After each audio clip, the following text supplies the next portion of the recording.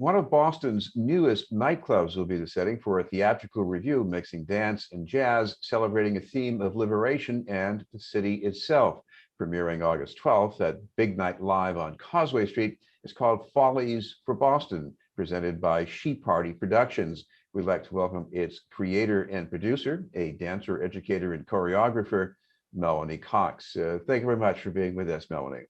Thank you for having me. Melanie, this is, in brief, a Sassy review that has something to do with Boston history. Explain that.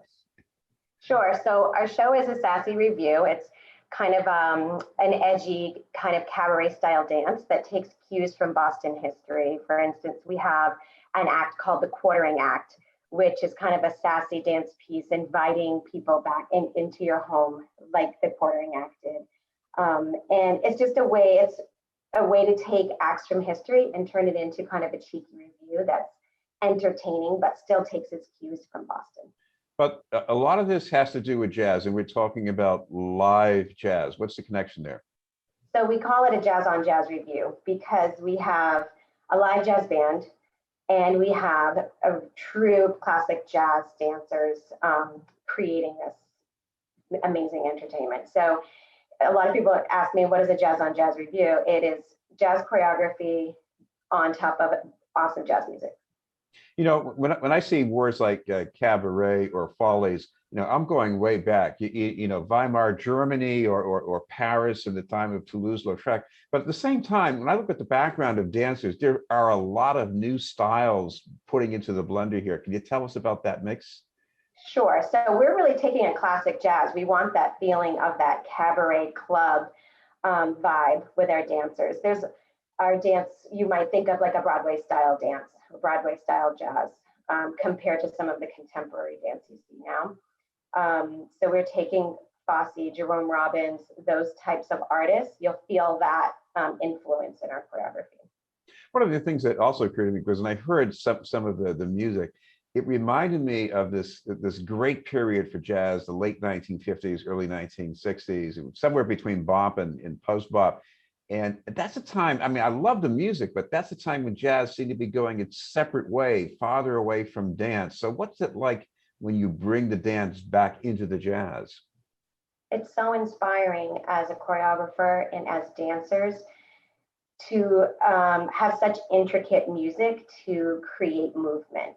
And then to be able to dance live with that energy of the band, it really creates kind of this chemistry, having everybody in the same room at the same time, where it becomes unpredictable sometimes because you have a live band, but it really creates an amazing chemistry between the dancers and the live artists. Well, the late 50s, early 60s, that was also the heyday of the June Taylor dancers. It completely different aesthetic, a lot of uniformity, you know, straight lines or straight slanted lines.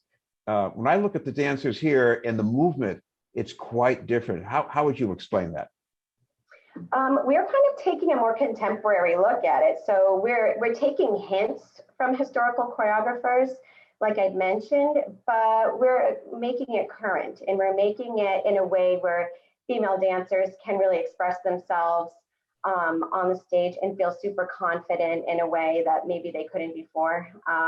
And we're keeping it in the same sense, like edgy in a sensual sort of way, but still really family friendly. And what's also interesting is that, you know, in the old days, the female dancers, in terms of physique, they all looked alike. In this case, they don't. No, we have lots of body types in our show, and we're super proud of that.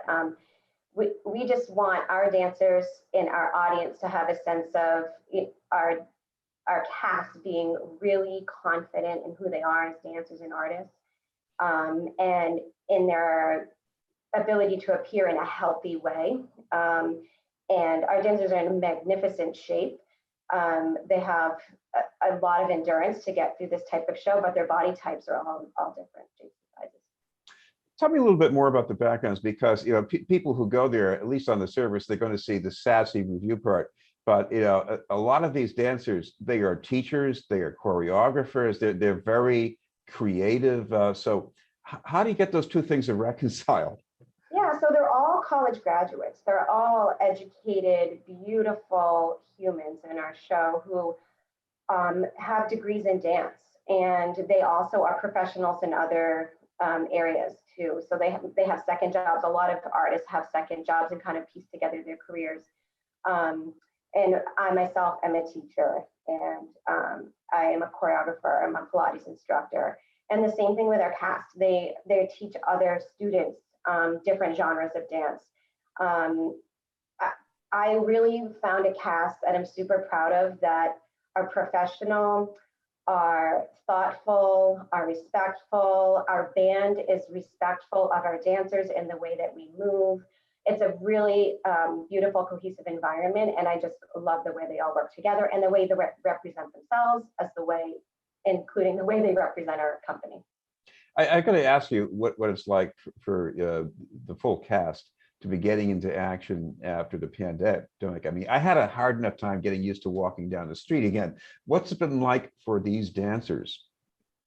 It's been a huge support system in a way for us to be able to be together, even though during the pandemic through last winter, we were rehearsing just one day a week and we're masked and we're social distance, but it's a way to kind of come together and be creative and be in the same space as other humans, and be able to continue to move our bodies.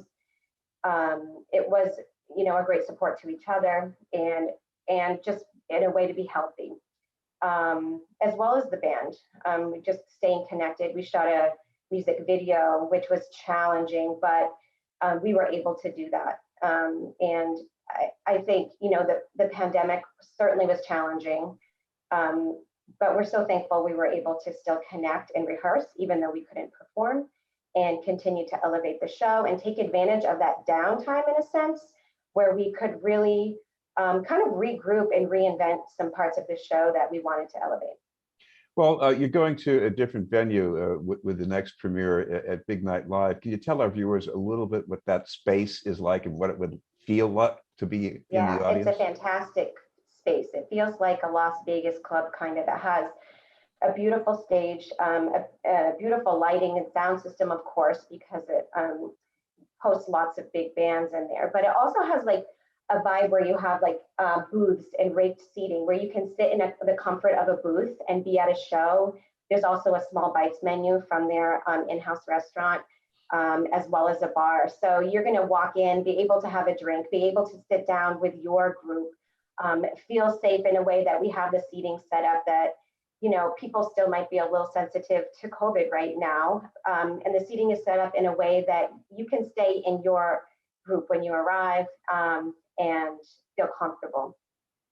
Finally, you also have another venue a bit later at Artists for Humanities. Yeah, so we're going to be at Artists for Humanity at the end of the month from August 26th through the 29th. Those tickets are available online as well.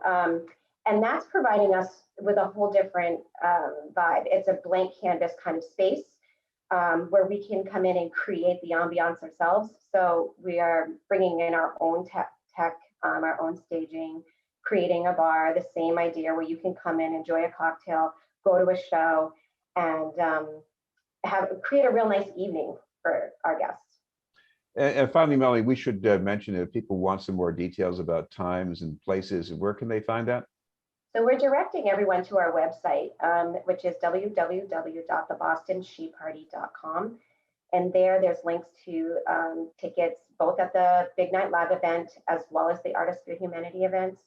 And that's where we have our updates for anything upcoming in the future.